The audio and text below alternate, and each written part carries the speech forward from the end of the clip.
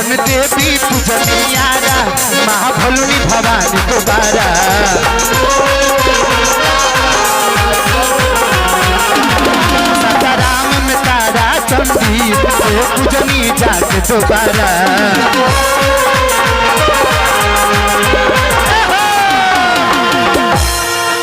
बड़का भैया राउत नामो कहा भैया के नामो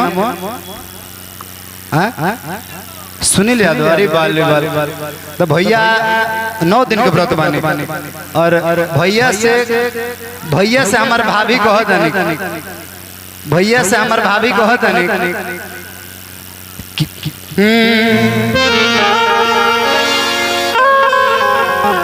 कि आए रन देवी पूजनियारा अरे माँ भलुनी भवानी दोबारा कि सासाराम में तारा चंदी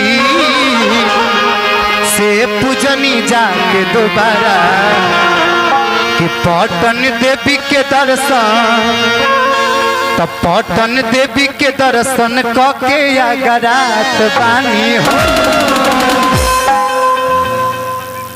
चलिए प्रवीण भैया की तरफ से पुरस्कार और माता रानी से जगत जननी माई से प्रार्थना करो कि जे भी माई के दरबार में आइल बा जे घरे व्रत के चलते सुतल बा सभी के ऊपर माई अपन छत्र छाया बनल रहत आशीर्वाद बनल रहस और माई सबके दिन गुण रात चुना बढ़ंती होत रहे बबुआ कि पटन देवी के दर्शन कके आगरात बानी हो।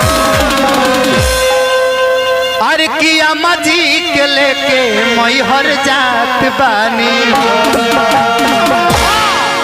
पटन देवी के दर्शन पटन देवी के दर्शन कके आगरात बानी हो। मजी के लेके मैहर जात बानी हो। राजा मजी के लेके मैहर जात बानी हो।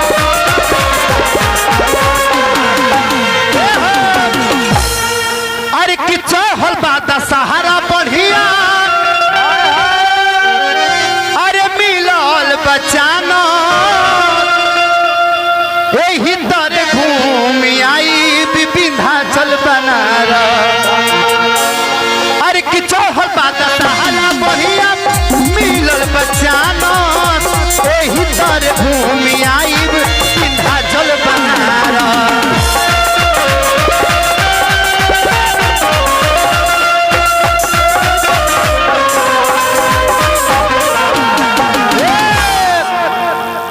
सुनील भैया चले सदरपुर सुनील भैया की तरफ से सदरपुर निवासी भैया की तरफ से ढेर सारा आशीर्वाद और भैया के चरण में प्रणाम कर माता रानी से प्रार्थना करो कि दिन दुगना रात चुना बढ़ते होते रहे। भैया जमुना कार्य में बानी वो कार्य में रुपया भरत रहे जब भोलवा गावे खातिर आवे टेंटो बा साउंडो बा तब तो लागत और देव थोड़ी देर के बाद और देव। अरे कि चौहल बात सहारा बढ़िया अरे मिलाल बचानो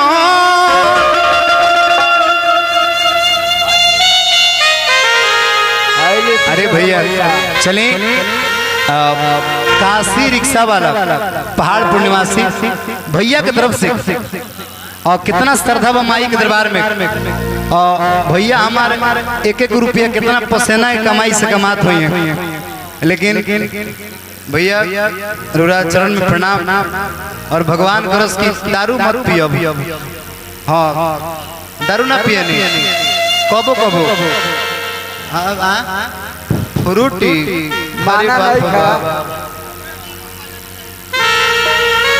कि हमरो के लगही अरे सुताली अमा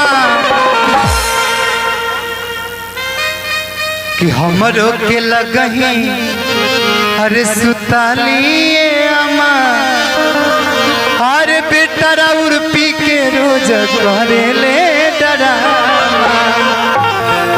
और अतिया कहते कि अम्मा जी रौरा से हम कितना दुख बताएं इस जिंदगी में नती और एक सहाकत लेकिन बिना बंटी बबली का रहत नहीं खे ये अपन रहना नहीं के सुधार। अरे किया धिया धीरतिया के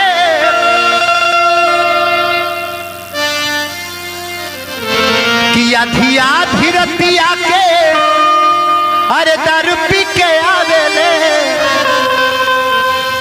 पीट के मारी हमरा के जगावेले। अरे मारे खातिर तो रस लेके बसवा के थमा हाँ हाँ बेटा रब पी के रोज करेले डरामा। हर चीज हुई लेकिन मतलब अभी भक्ति चला था भक्ति होके कि तोहर क्रिया अरे तोहर क्रिया ए दीपक कहियो माहुर खा के मर जाई। अरे पियल ना छोड़ब तो कुछ मर जाई। देखिए थोड़ा सा मतलब तनी मनी कुछ कहे के चाहते हैं सब बुरा मत मार फिर भक्ति गाना गाए इनकर मुस्कान देके हमरा कुछ कहे के मन करता कि हैसन चाहत कि हैसन चेहरा पर के न मर जाई हो ऐसन चीज बाड़ू के नजर जाई ऐसन जे रूपवा बनोले भगवान जी कि ऐसन चीज बाड़ू देख के नजर जाई हो।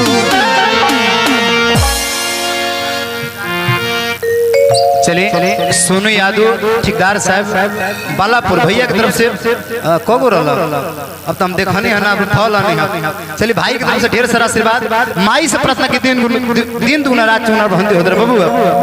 अब एक बाद हमारे इंड लास्ट स्टेप एक बाद देखल जाए कि तू न रहबो करे जा अरे मर जाई तड़प के।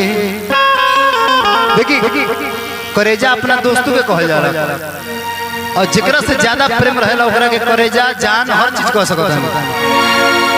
माई के ना कहल जाला कि माई हमार दिल के मतलब हमार करेजा ही है हमार फेफड़ा ही है ऐसे कि पैदा कइले भी है हमार लीवर ही है अगर माई ना रही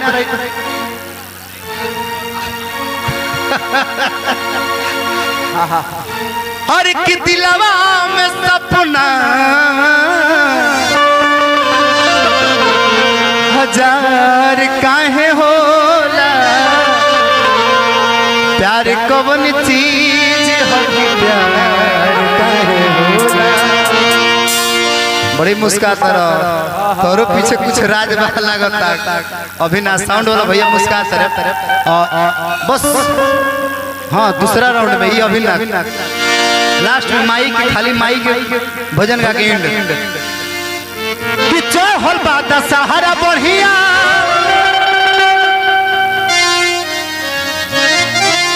जेपी मेडिकल सिवधारी मोड़ प्रोप्राइटर जेपी सर उनके भगिना प्रीतम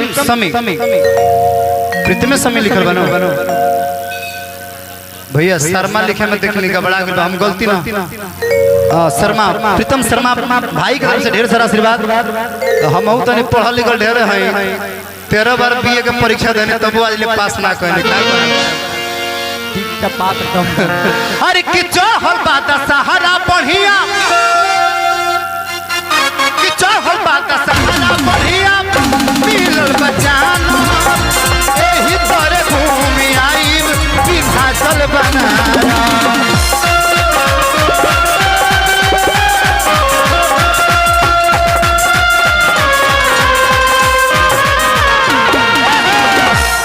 लास्ट में कहेगा बाप तब पूजनी बिंध्यवासनी बिंध्यवासनी जी मुस्कात पानी हो हे राजा अरे किया माजी के लेके मोई हर जात बानी हे राजा आमा जी के लेके मोई हर जात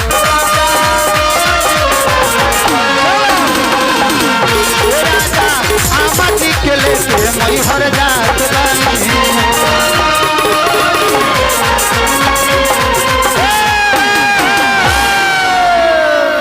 चलिए एक बाद निशा राज अरे कियोसो के नामी में घर आइबा कि ना आइबा ए रजऊ अरे थामे जइबो कि ना जइबो। अच्छा एकरा से पहले झांकी